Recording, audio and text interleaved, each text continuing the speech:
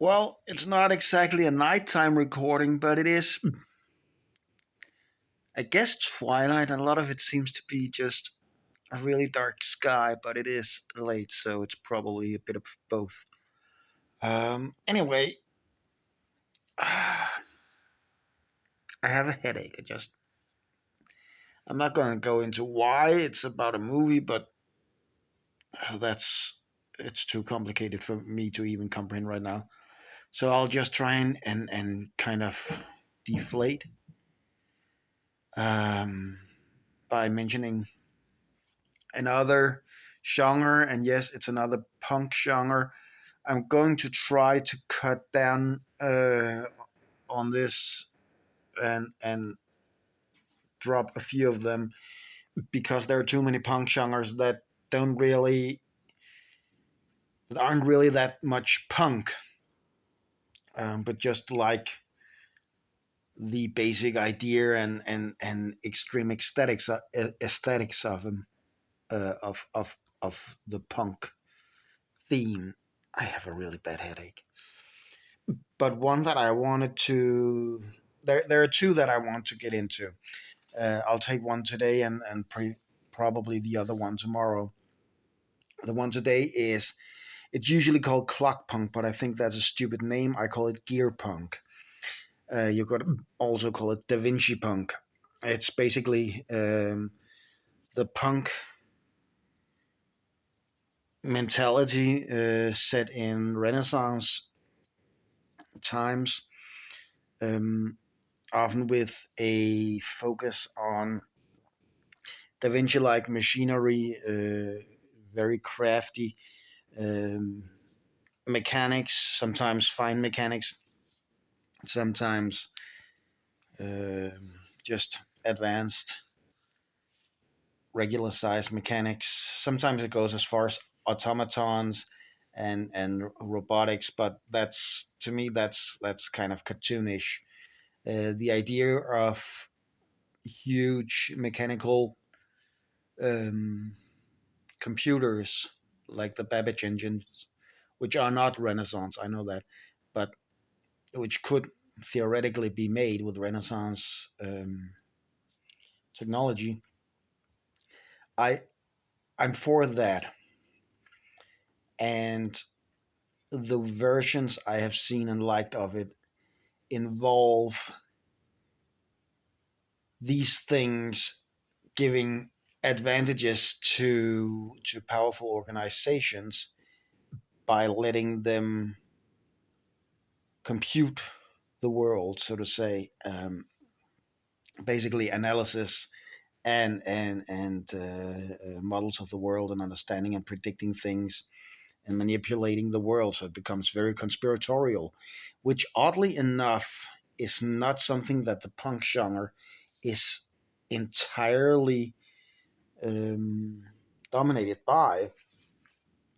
It would seem logical that the punk genre would get into the conspiracy mindset, as it is very aimed at fighting the power, or at least accepting that the power is there and should be fought, but it might be impossible, depending on how gloomy you run your punk campaign. But the gear punk that there is another kind of gear punk that I'll get into in a minute, uh, and they can coexist. But the gear punk that I'm thinking of right now, the analytical gear punk, you could call it perhaps, does get into the idea that powerful people are in power because of information management and analysis, and perhaps even more than that, manipulation, because they have these huge machines that can understand the world for them and make calculations and so on. You could call it math punk, I guess, but that's maybe taking it too far. Um, but yeah, the large organizations doing this are very akin to the ones from Blade Punk. Again, they are the old power structures. They are monarchies, they are churches, they are trade houses, um, and various kinds of guilds.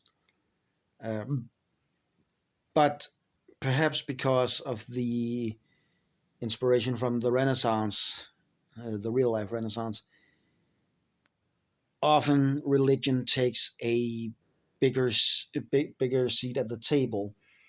And unlike fantasy based religions, it's often Christianity or Christianity inspired religions because of how much the church played into the actual Renaissance. And I don't mind that, to be honest. There can be a conflict between Christian churches and other religions, and the conspiratorial angle can play into that, but it's not needed. You can have a post polytheistic religious scene, meaning something that is Christianity like, at least with one God and one very coherent church, or at least more coherent than something with 100 different gods or the like, and many religions crisscrossing. The other kind of gearpunk I was hinting at, it's not really another genre, it's just another aspect of the concept.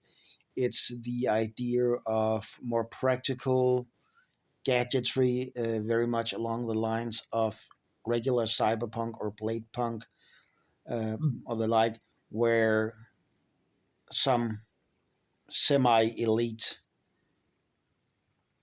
I don't know if you can call them social caste or order, but someone has equipment that is based on these advanced technologies,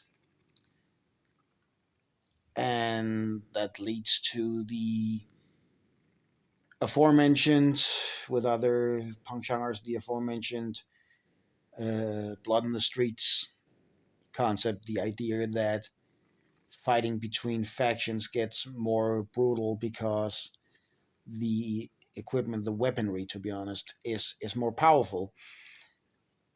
And since the Renaissance aspect shies away from uh, heavy armor and the like, and leans more towards maybe not elegance, but lighter weaponry, musketeer style,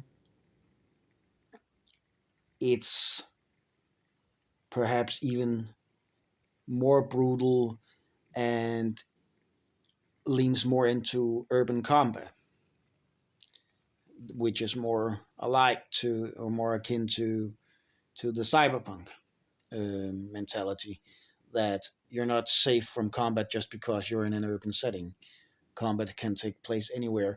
It also moves a bit away from the powerful nature concepts of the fantasy genre, which brings up the question of whether there is even a fantasy element in it. Gearpunk can work perfectly well without any kind of magic or any kind of non-human entities of any kind.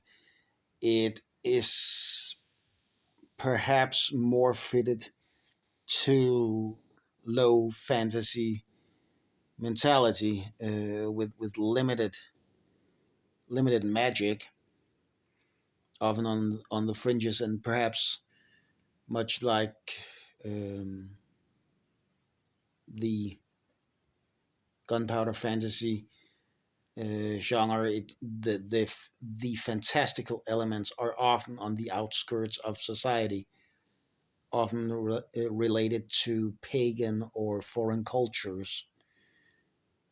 I'm trying not to say primitive cultures because that's not really the idea of it. It could be shamanism or very rudimentary um, superstitions that just happen to be real magic.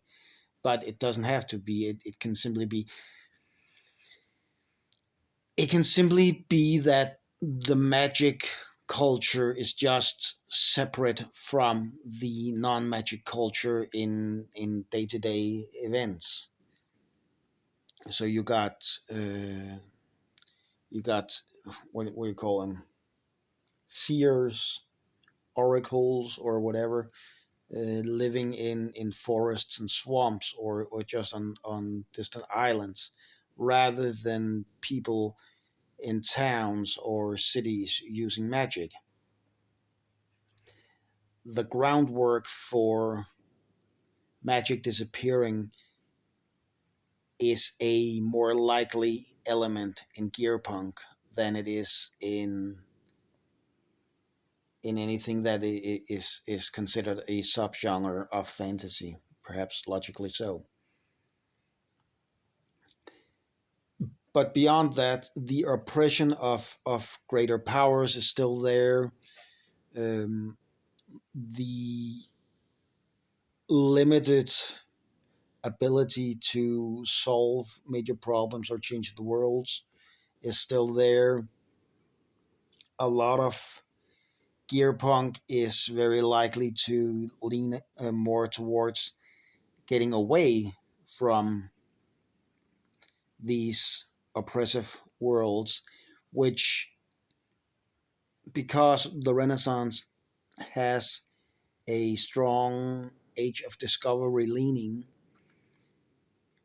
the idea of leaving the punk part behind is more, belongs more in this than in, for example, cyberpunk, or even blade punk or mana punk.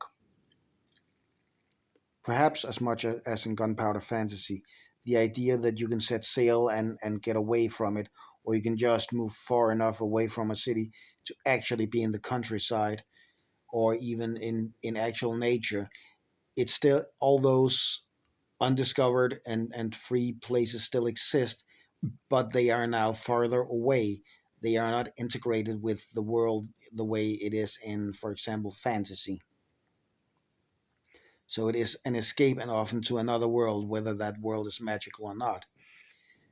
The idea of magical creatures or other races also starts to kind of diminish, but it can still very much be there, and it can be integrated. There can be elves and dwarves and fairies. That is not impossible, but it is more possible that it is human centric, even if it's not purely human. These foreign elements are likely to also be on the outskirts of society. The, the divide between the fantasy and non fantasy element is beginning to shine in in a lot of gearpunk um, world ideas.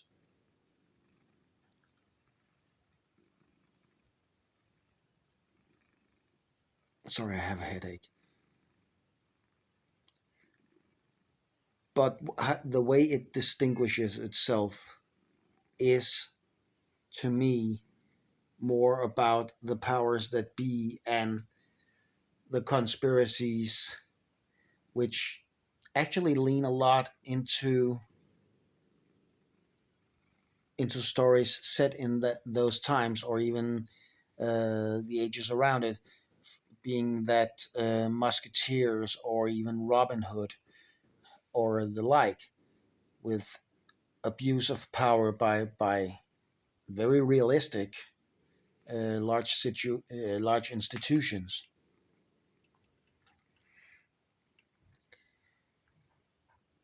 And basically, yeah, I guess that's much of what gearpunk is.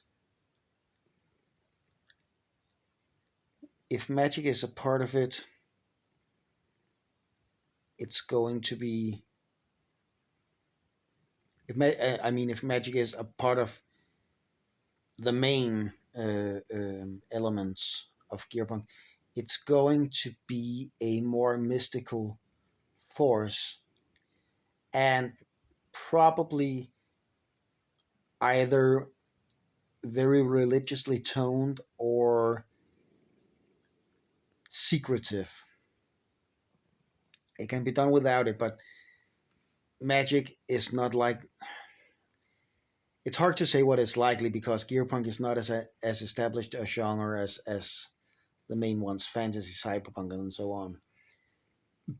But the emphasis in what I see as Gearpunk is not on powerful, diverse magics. It would be a more diminished, more strategic kind of magic. If it's even there, it doesn't have to be there.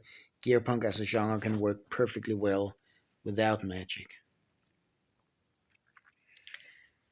But right now, words are failing me a bit to describe it further. I think those are the essences of it, so I'll keep it at that. And I will deal with one last punk genre, which I thought I'd actually already described, but apparently I haven't. So I will deal with that, and then I may take a day to go through punk genres for other things, just collect the whole thing into one. But we'll see about that. For now, this is the basics of Gearpunk. As I see it, it is not as solidly defined as many other genres, which I know has been a theme lately, but yeah, them's the breaks.